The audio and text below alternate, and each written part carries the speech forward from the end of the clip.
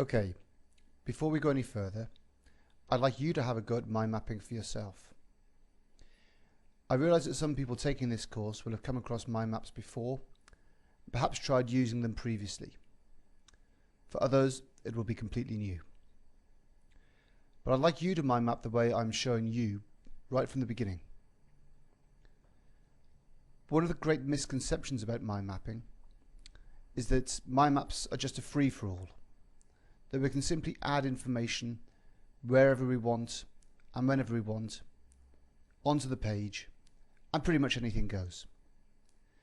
In fact, mind maps have what we refer to as a radiant or hierarchical structure.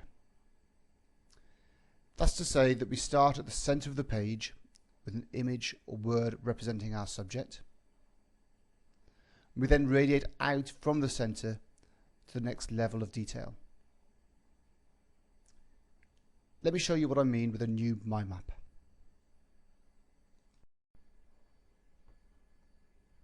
Okay, so this is a mind map about me. I started at the center of the page with an image representing me. I'm using some software for this, so the image is a little limited. Hopefully you can do something a little bit more realistic.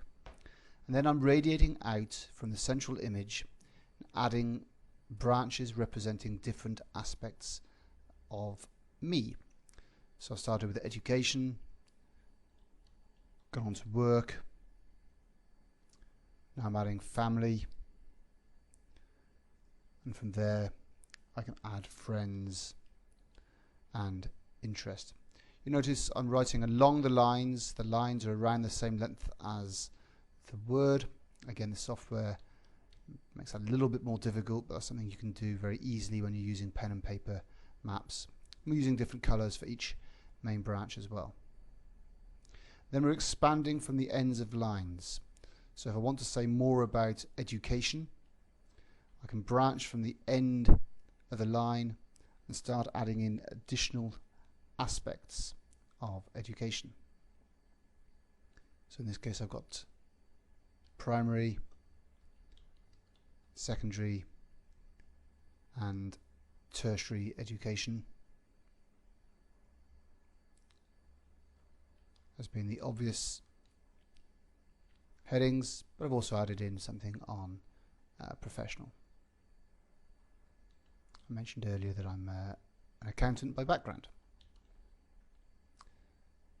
So starting to see hopefully a hierarchy of ideas developing. Primary, secondary and tertiary as subsets of education and therefore branch from the end of the education line. I'm now expanding out a little further again on the secondary line. The school I went to was called the Crypt. It was a grammar school. The most remarkable thing about the school was that it was founded in 1539, which makes it one of the oldest schools in England. And it was particularly good for sports.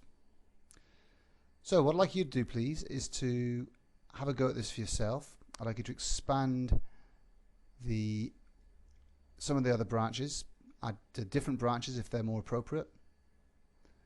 So expand each of the branches, working your way out in this hierarchical structure that you've just seen demonstrated on the education branch. So pause the video and spend 3 or 4 minutes expanding until you've got a more complete mind map about you.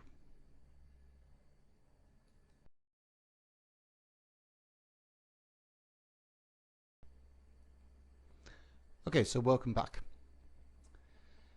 Hopefully that's given you an opportunity to develop your mind mapping skills a little. There was no purpose to this map other than to practice thinking and working hierarchically. So you may have started with 5, 3 or 4 or 6 main branches, then have had an opportunity to expand some of those branches, working out in these hierarchies that we keep talking about. So the second level are a subset of the first level, Hopefully you're branching from the ends of lines, trying to make the lines around the same length as the words. So in the case of family, you've got parents, siblings and children are different aspects of family. Friends, again, the hierarchical structure that we've got here, university friends, local friends, in my case rugby friends. And if you want to work in hierarchies, it will expand your thinking enormously. So by splitting interests into outdoor and indoor, it naturally leads on to another level of thinking. So the key aspect of this stage is to be working hierarchically. Keep the structure of your mind maps clean and that the branching is from the ends of lines, not halfway down lines. With pen and paper, it's a lot easier to also remember to make the lines around the same length as the words or pictures. Now we haven't looked at pictures yet. We'll bring that in at a later point.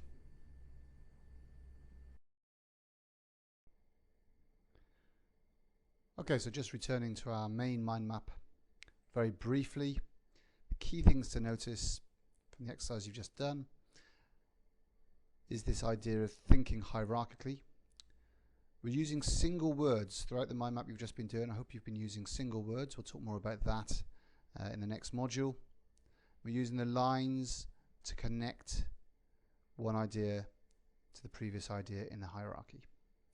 If we can make the words both single and meaningful, ones that act as useful triggers to take us on to the next level, that's going to fall out very naturally from thinking and working hierarchically.